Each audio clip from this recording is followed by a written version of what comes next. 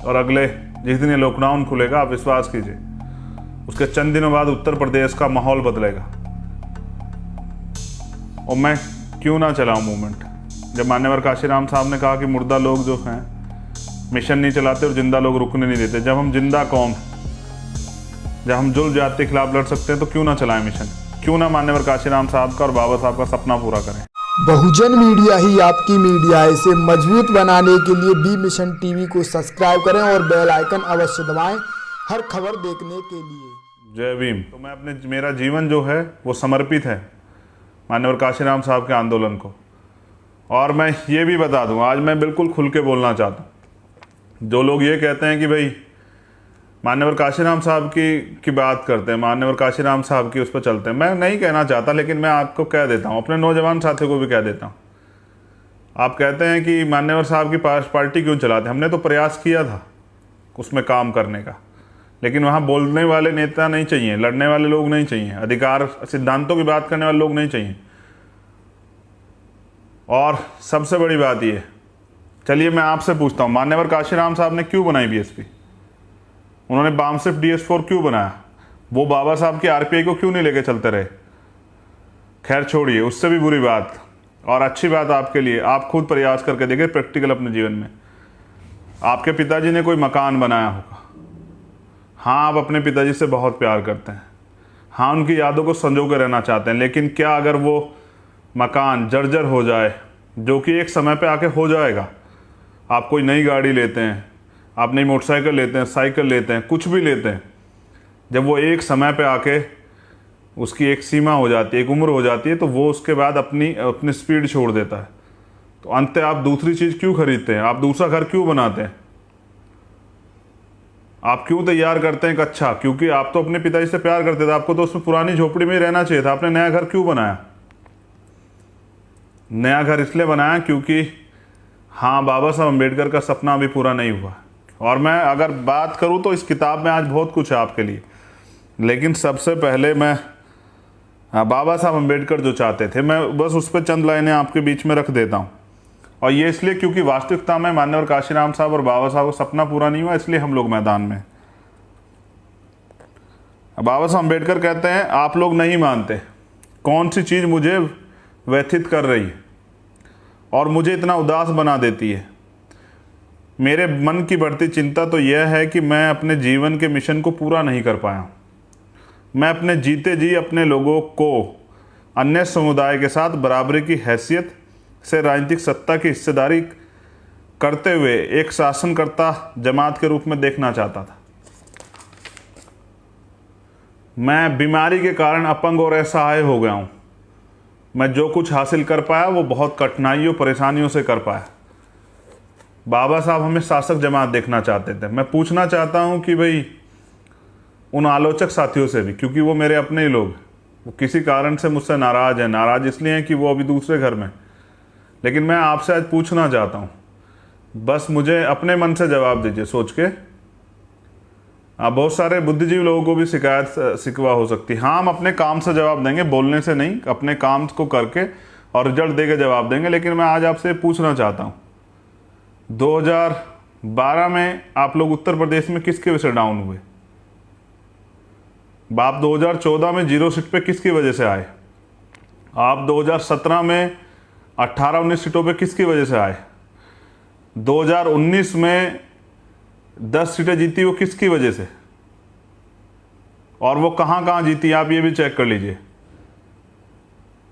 और वर्तमान में जो लोग मजाक बना रहे थे भीम आर्मी के लोगों का, इससे पहले तो कहते थे कि ये चंद लोग हैं, इनके साथ लोग नहीं है, जमीनी कार्य नहीं, लेकिन जब अब भीम आर्मी के और आज़ाद समाज पार्टी के लोगों ने रिजल्ट दिया है, उन्होंने साबित किया कि वो भविष्य को उज्ज्वल बना के दिखाएंगे और सपनों को पूरा करेंगे जो बाबा साहब अम्बेडकर और मान्यवर काशीराम साहब चाहते थे। तो आज आपको बौखलाहट क्यों? ये लोकतंत्र है, सबको अधिकार है। जब आप लोगों के राहों में रोड़े अटका देंगे, उनको समाज की भलाई के लिए कुछ करने नहीं देंगे, तो वो करेंगे। तो आप आइए ना, सामना कीजिए, आज क्या दिक्कत आ रही। बाबा साहब अम्बेडकर ने आप सबके लिए ये लाइन लिखी थी, बहुत दिन पहले लिख के चले गए बाबा साहब अम्बेडकर। मैं सोचता हूँ आज पढ़ देता हूँ आप उन हर साथियों के लिए जिन्होंने इस मिशन को आगे बढ़ाने में योगदान दिया है। बाबा साहब ने उन सभी सामाजिक कार्यकर्ताओं, मिशनरियों जो समाज कार्य कर अंबेडकरवाद को पुनर्जीवित करने का काम कर रहे हैं, निरंतर दिन रात 24 घंटे सतत काम कर समय, मेगा तथा आर्थिक सहयोग से अंबेडकरवाद को बढ़ावा दे रहे हैं, उनके बारे में लिखा। आपको अपने अमिष्ट की पवित्रता पर अडिग विश्वास रखना चाहिए। आपका लक्ष्य उत्तम है और अपना ध्येय, मिशन सर्वोच्च एवं गौरवशाली। वे धन्य हैं जो अपने समाज भाइयों के प्रति उनके बीच उन्होंने जन्म लिया, अपने कर्तव्य पालन हेतु पूर्णतया सजग हैं। उनकी महिमा ध्येय है जो अपना समय, अपनी विद्वता एवं अपना सर्वस्व समाज के विमुक्ति के लिए अर्पित करते हैं। गौरवशाली हैं वे जो दास्तां में जकड़े हुए लोगों की स्वतंत्रता के लिए महान संकटों, हृदय विदारक, अपमान, जजावती और जोखिम के होते हुए भी जब तक अपना संघर्ष जारी रखते हैं, जब तक दलित जन अपने मानवीय अधिकारों को प्राप्त नहीं कर लेते। ये बाबा साहब अम्बेडकर ने आप सब लोगों के लिए लिखा है बहुत दिन पहले, कि जो लोग अपने जीवन का अमूल्य समय छोड़ के सामाजिक कार्य की भावना से, सामाजिक विकास की भावना से अपने भाइयों के लिए काम कर रहे हैं, वो सब लोग बधाई के पात्र हैं, उनका धन्यवाद करते हैं, क्योंकि वो लोग अपना कार्य छोड़ के इस मूवमेंट को आगे बढ़ाने का कार्य कर रहे हैं। इसलिए तो बाबा साहब ने कुछ लोगों को धोखा देने की बात भी कही। देखिए, दो चीज़ें साफ है, हम इतिहास लिखने के करीब हैं और हम लोग इतिहास लिखेंगे, क्योंकि इतिहास लिखने के लिए इतिहास पढ़ना पड़ता है। और ये बाबा साहब अम्बेडकर ने भी कहा है, उन्होंने कहा जो व्यक्ति अपना इतिहास नहीं जानता वो कभी इतिहास लिख ही नहीं सकता और ना ही अपने भविष्य का निर्माण कर सकता है। तो आप इतिहास को जानिए कि आप लोगों को दरिद्र, आप लोगों को जाति व्यवस्था में किसने जकड़ा, आपको कमज़ोर, असहाय, शिक्षा विहीन, धन विहीन, सम्मान विहीन किसने बनाया? तो इतिहास मान्यवर काशीराम साहब कैडर देते थे। आप आज क्यों नहीं कैडर होते? वो कैडर हम लोग जिंदा करें। मैं तो ये कोरोना काल कम हो जाए, क्योंकि इन सरकारों ने कोई व्यवस्था नहीं की। ये लड़ाई रोटी की नहीं है, ये स्वाभिमान, सम्मान, अधिकारों की लड़ाई। एक भी सरकार ऐसी नहीं थी जिसकी में इतना काम हो पाता कि आम आदमी खुश रहता।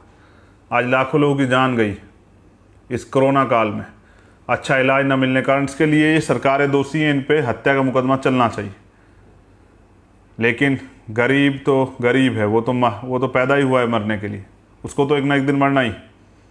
कभी रोड पे किसी अमीर की गाड़ी के एक्सीडेंट से, कभी प्राकृतिक आपदा से, बिजली से, बाढ़ से, बारिश से, हवा से, या बीमारियों से, या भूख के कारण, या अपमान के कारण, या किसी जाति से ग्रसित मानसिकता के व्यक्ति के हाथों अपमानित होके।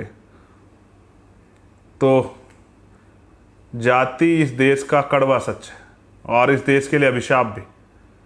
इसलिए मुझे आपसे कहना पड़ रहा है कि भाई आपको अपनी लड़ाई अपने सहारे पर लड़नी पड़ी।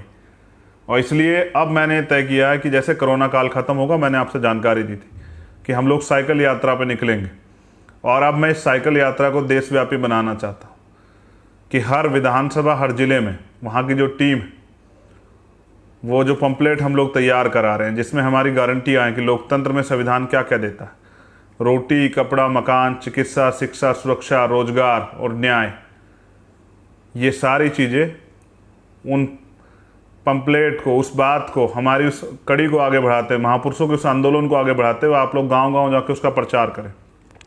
और जो वोट हमें मिला है वो भी उस गरीब तबके का है जो असहाय है, जिसकी आवाज़ भी कोई नहीं सुनता। जहाँ आज भी गांव देहात में जुल्म जाती होती है, न्याय नहीं मिलता, वहाँ भीम, जहाँ पुलिस नहीं पहुँचती, जहाँ प्रशासन नहीं पहुँचता, जहाँ नेता नहीं पहुँचते, वहाँ भीम आर्मी के बेटे पहुँचते हैं। मैं धन्यवाद करता हूँ भीम आर्मी के नौजवानों का, आज़ाद समाज पार्टी के नौजवानों का, कि दिन और रात नहीं देखते आप। हाँ, आपने साबित कर दिया कि जब कुछ मान लो तो हार और ठान लो तो जीत। आप लोग निकले हैं तो समय लगेगा, लेकिन रिजल्ट तो आना ही। परिवर्तन प्राकृतिक नियम। तो हम लोग निकलेंगे गांव-गांव और गली गली जाके तैयार करेंगे सोए हुए समाज में राजनीतिक चेतना जागरूक करने के लिए। और मैं तो खुद निकलने वाला हूँ। और अब हम लक्ष्य बना के काम करेंगे और मुझे विश्वास है कि हम लक्ष्य के अनुरूप काम करेंगे तो जीतेंगे। जहाँ साथियों खोने का दुख है, वहाँ इस बात का भी स्मरण है कि हम लोग सिर्फ जो हैं वो घूमने फिरने के लिए नहीं है। ये जो जीवन मिला है, इस जीवन में महापुरुषों के आंदोलन को आगे बढ़ाना हमारी प्राथमिकता है। तो मैं नौजवानों से कहना चाहूँगा कि वो हिम्मत ना हारें। हम एक महान उद्देश्य और महापुरुषों के आंदोलन को लेकर चल रहे हैं, उसको आगे बढ़ाना भी हमारी जिम्मेदारी, जिससे हमारी आने वाली पीढ़ी इस देश में गुलाम ना रहे।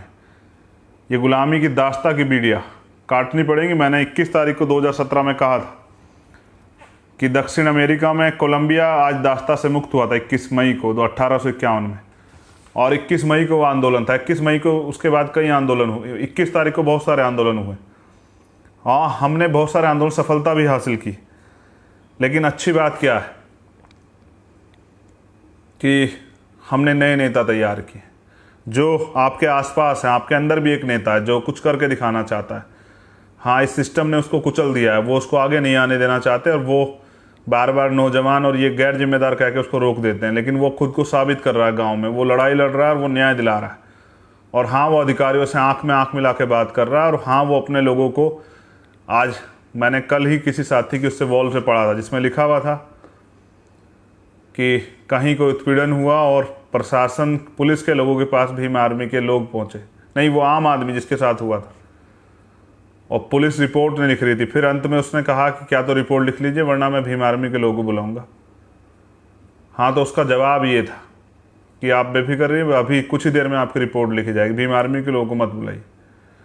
हाँ, ये छवि है आपकी, इसको लोग दबंग छवि भी कहते हैं। नहीं, मगर मुझे लगता है ये सही है, क्योंकि अधिकार मांगने से नहीं मिलते, अधिकार छीनने पड़ते हैं, और बहरों को सुनाने के लिए धमाकों की जरूरत पड़ती है। हाँ, हम लोकतांत्रिक हैं, संविधान को मानते हैं, लेकिन कभी कभी आंदोलन भी करने पड़ते हैं जिससे कि बैलेंस बना रहे। जरूरी एटीट्यूड की तो लड़ाई है। आज समाज के अंदर विश्वास पैदा हुआ है कि उनको न्याय मिलेगा, जो कभी नहीं मिलता था। नरसंहार होते थे, हत्याएं होती थी, बलात्कार होते थे, सामाजिक अपमान होता था, सामाजिक बहिष्कार होता था, लेकिन न्याय नहीं मिलता था। आज न्याय मिलता और न्याय आसान हुआ, और इसके लिए भीम आर्मी के लोगों ने मेहनत की है। बड़ी बात यह है कि बहुत सारे लोग भीम आर्मी से जुड़ना चाहते हैं, आज़ाद समाज पार्टी से जुड़ना चाहते हैं। मैं उन सभी साथियों को कहूँगा कि अब मैं जब लाइव आया करूँ या पोस्ट डाला करूँ तो भीम आर्मी के इस पेज पे आप अपने नंबर और कॉन्टैक्ट नंबर और अपने नाम भेज दिया कीजिए। मैं प्रयास करूँगा कि एक लिस्ट जारी करा दूँ बहुत जल्द, जिस जिलों में और प्रदेशों में, कि जिससे आप आसानी से वहाँ जुड़ सकें। मैं अकेला व्यक्ति हूँ, मेरे पास बहुत सारे काम है, मैं सब लोगों के जवाब नहीं दे सकता हूँ, लेकिन मेरी आशा और मेरी कोशिश रहती है कि मैं सब लोगों से ज़्यादातर लोगों से बात कर पाऊँ। लेकिन ये इस संगठन इसीलिए कि मैं भी नहीं हूँ, तो वहाँ बहुत सारे हर प्रदेश में चंद्रशेखर है, हर प्रदेश में जो है हमारे नेता हैं जो काम कर रहे हैं। अब मैं नौजवानों के लिए 2 चीज़ों पे बहुत ज़रूरी बात करना चाहता हूँ। पहली बात, मिशन चलाने के लिए चाहिए क्या? ईमानदारी, कार्य के प्रति, अपने लक्ष्य के प्रति, अपने समाज के प्रति संघर्ष, खूब संघर्ष, हवाई नहीं, ज़मीनी संघर्ष, आम जनता के बीच जुड़ाव, लोगों के बीच जाके उनके दुख सुख को सुनना, वो संघर्ष का हिस्सा है। लोगों को जाके तैयार करना, समझाना। तीसरी बहुत जिम्मेदारी की जो चीज़ है वो है प्रतिज्ञा, संकल्प। और जिसने जब जब प्रतिज्ञा ली है और उसके साथ उतनी मेहनत की है, वो आगे बढ़ा। और गुलामी काटने की प्रतिज्ञा ली बाबा साहब अम्बेडकर ने, पाखंडवाद को ख़त्म करने की प्रतिज्ञा ली तथागत बुद्ध ने।